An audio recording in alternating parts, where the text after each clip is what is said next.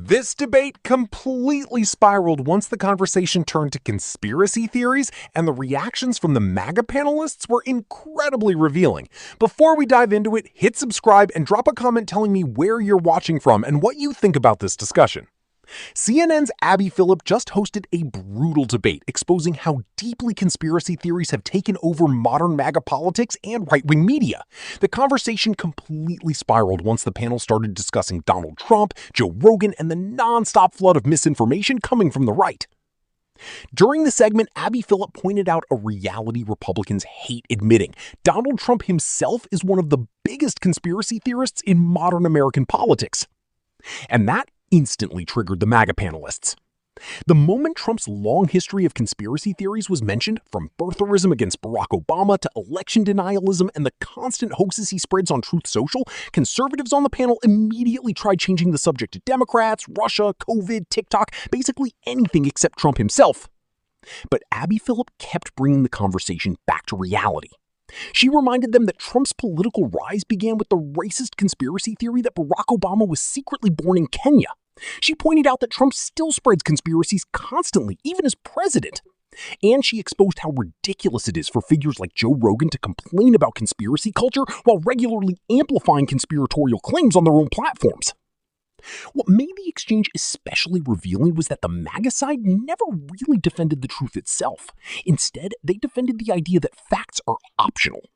Every time evidence or reality entered the discussion, the response immediately became, what about the left? Because that's ultimately the only defense modern conspiracy politics has. The president himself who is consistently pushing conspiracy theories, like right now. Like constantly we also see them being used against him. It's hard to have any sympathy for people pushing conspiracy theories. Do you believe he worked with the Russians to steal the election in 2016?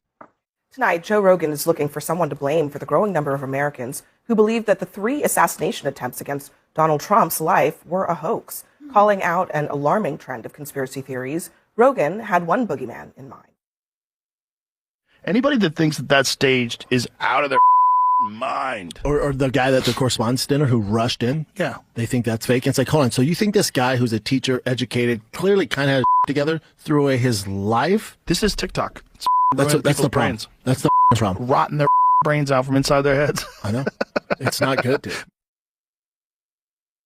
Something tells me that the conspiracy theory problem that we've been having predated TikTok by quite a lot, actually. It did. I mean, I wrote a book called Wingnuts during the Obama administration that detailed some of the growth of conspiracy theories, both about 9/11, about whether, you remember the President Obama was secretly a, Muslim Manchurian candidate. That had like 40% belief. That he was born in Kenya. All that stuff. And Donald Trump Or that Donald Trump himself. Or that Donald Trump colluded with Russians to overtake the 2016 election. That was totally there's a whole bullshit. Senate intelligence report which you can read in your leisure. But what the TikTok point is relevant only because it is sort of a foreign disinformation vehicle that spread a lot of conspiracy theories. But the problem is deeper, and it's been going on for decades, and it's on the hyperpartisan side. So I like seeing Joe Rogan call it out. But it ain't just TikTok. TikTok's not helping. Also, I just want to add to the point of TikTok. I think it goes beyond foreign ownership. I actually think America buying it would not even solve the problem. I think it's more of an algorithm issue. And by the way, I think Meta, X, TikTok, they're all being investigated now for pushing deliberate, first of all, obsession, addiction. All these things are being looked into now. TikTok is like a boogeyman. But it's not just TikTok. I think it's general algorithms. They show you what they know you want to see. They bring you down the echo chamber. There's no accountability in misinformation. X has community notes. We know it takes way too long. TikTok doesn't even have that. Yes, but that's the technology side, but there's also the president himself who is consistently pushing conspiracy theories, like right now, like constantly we also see them being used against him. So it's hard to have any sympathy for people pushing conspiracy theories. Do you believe he worked with the Russians to steal the election in 2016? I think that the Russians, if you read the report, the Russians were actively engaged in trying it was a bipartisan Senate report with that election. That's just what the... So you still believe it. Look, I think Americans... Wait, you don't believe what the intelligence said? No, I don't believe that Donald Trump colluded with the Russians to steal the election. That's not what I said. That was the top line. That was the top line. I said that the report... The top line was that. The report clearly said... 4 years, the impeachment. The inquiries, everything. Clearly said that the Russians were interested and active. Okay. Just going forward. So, is that true or not true? I need to understand where you're coming from. There is no truth that Donald Trump or his campaign... So you're saying a different thing, but you won't answer the question that I'm asking, which is that the Russians were active and interested. Yeah, there's no. I don't doubt for a minute. Is that yes or no? I don't understand what all these words are. Is that yes or no? The whole point of the investigation was whether Donald Trump did it. So you don't have a yes or no in that body. You're changing the Democratic charge from 2016. The Democratic accusation was that Donald Trump and his campaign were. The words yes or no don't exist for you. Okay, I got it. The whole point of the investigation was not whether Donald Trump did it. It was whether or not Russia tried to interfere in the 2016. Hold on. It's literally called collusion. Hold on a second. It was about whether Russia was trying to interfere in the 2016 election. Now, Donald Trump believed that he was at the center of it, which is why he tried to fire the special counsel. And that's when he became embroiled in the whole thing. So let's not rewrite history about how this really started and about the bipartisan report that Trump's now Secretary of State is a co-author of that is all about this. But, to Charles's point, the President of the United States every single night is sending out on Truth Social frankly, hundreds of conspiracy theories over the course of the last several months.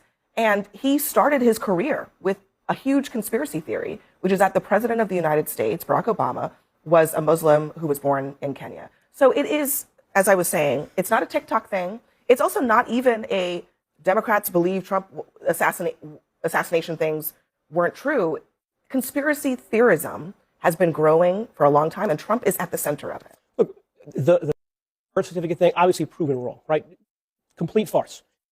But there has been times over the course of American history, and I can think of a couple, MK Ultra, the idea that we were giving LSD to people, the Gulf of Tonkin resolution, the FBI was, shadowing Martin Luther King. People were denying these things at the time, and they were dismissed as conspiracy theories and proven true. Then you go forward. Aliens, UFOs. You go forward, right? Aliens. Now we're talking about it as a regular occurrence, right? You can go through to COVID, when I think a lot of Americans lost trust in the government. I'm talking about things that were dismissed as conspiracy theories.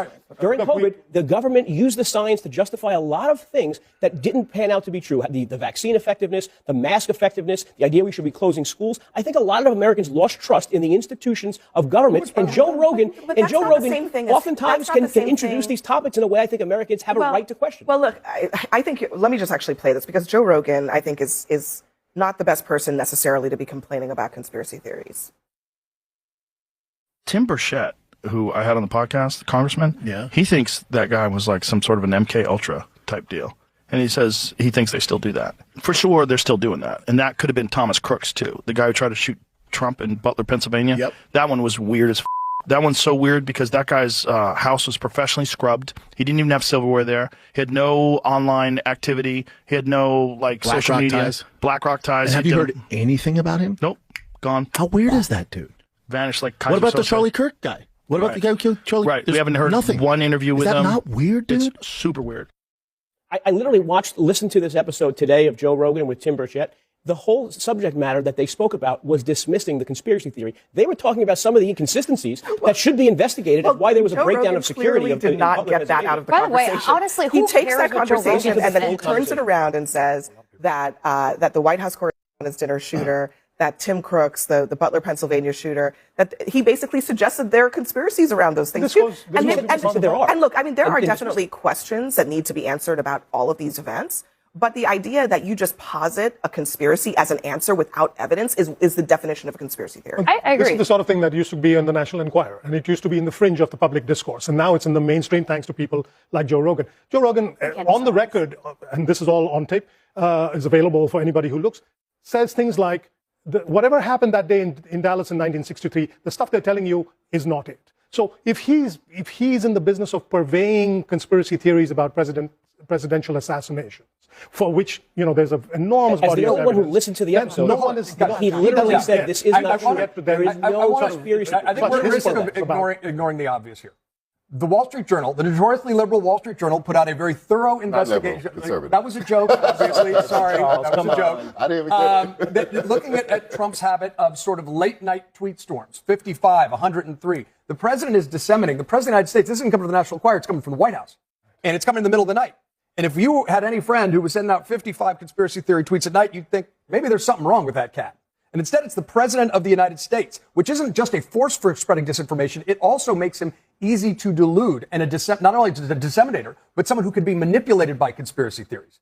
And this is incredibly not just weird and odd, but unstable and unhinged. And I would just like more Republicans to acknowledge that if a Democratic president were doing this, they'd be saying, hey, this ain't okay. The situation might be even worse than what you're describing, because some of the reporting is that there's actually a structure inside the White House to provide him with these unhinged posts. People are finding things that they think he might like, handing them to him, and he okays them, and then they tweet it on his behalf. Some of them he does himself, but many of them are brought to him. He approves it and then puts it out. So it's actually kind of layers worse than just he's on his own. The Wall Street Journal reported today, Natalie Harp, Trump's executive assistant, plays an integral role in his Truth Social activity. She brings the president stacks of printed out draft social media posts for his approval. It's a stretch to say she's so there's a lot more in the story that you can read. She's feeding him to him, or he's doing himself. I wish one of those is best. There's a lot that he posts that is coming from inside the house. And the problem is that there's a serious problem, which is that if there's so much of this out there that on both sides, it doesn't matter. No. We're not Bobby's got the last word. It doesn't matter. At some level, it doesn't matter on which side. There's so much of this is out there that when real things happen and when real news needs real attention from Americans, they no longer believe it. Yeah, and that's the real danger to the republic. That is the big risk that we face. What Abby Phillip's panel really exposed is that modern MAGA politics no longer runs on facts, policy, or even a consistent ideology. It runs on distrust, emotional manipulation, and conspiracy culture. And Donald Trump sits directly at the center of all of it. One of the most important points Abby Phillip made was reminding viewers that Trump's entire political rise was built on a conspiracy theory. Before MAGA rallies, before January 6th, before Stop the Steal, Trump spent years pushing the false, racist claim that Barack Obama was secretly born in Kenya and therefore was not a legitimate president. That wasn't some side issue. That was the foundation of Trump's rise inside Republican politics. And even after Obama released his birth certificate, millions of Republicans still believe the conspiracy anyway, because the point was never about facts. It was about identity, resentment, and convincing people that Democrats were somehow illegitimate while Republicans were the real victims. And that pattern never stopped. The Obama conspiracy evolved into election conspiracies. Then came January 6th, the deep state, migrant invasion rhetoric, rigged courts, FBI plots, and endless claims about hidden enemies and secret schemes. As Abby Phillip pointed out, this isn't just random internet behavior anymore. These conspiracies are being amplified by some of the most powerful voices in American politics and media. That's what makes it dangerous. When ordinary people spread conspiracy theories online, the damage is usually limited. But when a president spreads them, it affects institutions, elections, public trust, and democracy itself, because millions of people automatically assume presidential statements carry credibility. The clearest example is the 2020 election lie. Trump convinced millions of Americans the election was stolen, despite no credible evidence proving widespread fraud. Courts rejected the claims. Republican officials rejected them. Judges Trump himself appointed rejected them. Yet millions still believed it, because Trump trained supporters to distrust every institution except him. That's the key issue. Once a political movement trusts one leader more than courts, journalists, elections, scientists, or objective evidence, facts stop mattering. Loyalty becomes everything. And you could see that happening in real time during Abby Phillip's panel. Every time Trump's conspiracy culture was challenged, the MAGA panelists instantly pivoted somewhere else. Trump's election lies come up, suddenly they talk about Democrats and Russia. Joe Rogan gets criticized, suddenly they bring up MK Ultra or old government scandals. It's constant deflection, because defending the actual claims honestly becomes impossible. Joe Rogan is also part of this larger ecosystem. He often frames himself as just asking questions while giving massive platforms to increasingly bizarre theories. The ambiguity protects him because he never fully commits, but the effect is the same. Audiences slowly start distrusting every institution and every official explanation. That's how modern conspiracy culture spreads. You don't need to directly say something is true. You just imply, speculate, and normalize paranoia until people fall down the rabbit hole themselves. And while social media algorithms absolutely make this worse, algorithms alone didn't create this culture. Trump, right-wing media, and huge influencers actively feed it because fear and outrage are politically profitable. The irony is that many MAGA figures now behave exactly like the paranoid fringe movements conservatives used to mock years ago. Every loss is rigged. Every criticism is a setup. Every investigation is fake. Every institution is corrupt. Nothing is ever accepted as simply real. And eventually, that damages society itself. Because the most important point from Abby Phillip's panel was this. Once conspiracy culture becomes overwhelming, people stop believing anything at all. They stop trusting elections, journalism, science, courts, or even basic reality. And once that happens, democracy becomes incredibly unstable because whoever controls emotional loyalty starts controlling political truth. That's why authoritarian movements throughout history rely so heavily on conspiracy culture. If people distrust every independent institution, they become completely dependent on one leader to define reality for them. And Trump clearly understands that instinct. That's why he constantly attacks the media, courts, elections, scientists, universities, and even members of his own administration whenever they contradict him. The goal isn't persuasion through evidence. The goal is confusion, exhaustion, and tribal loyalty. And that's why this moment matters beyond internet drama or political arguments. Conspiracy culture is no longer some fringe side effect of MAGA politics. It has become central to the movement itself. It shapes policy, elections, media, and how millions of Americans interpret reality every single day. And the most alarming part is that many Republican leaders refuse to seriously challenge it because they're afraid of their own base.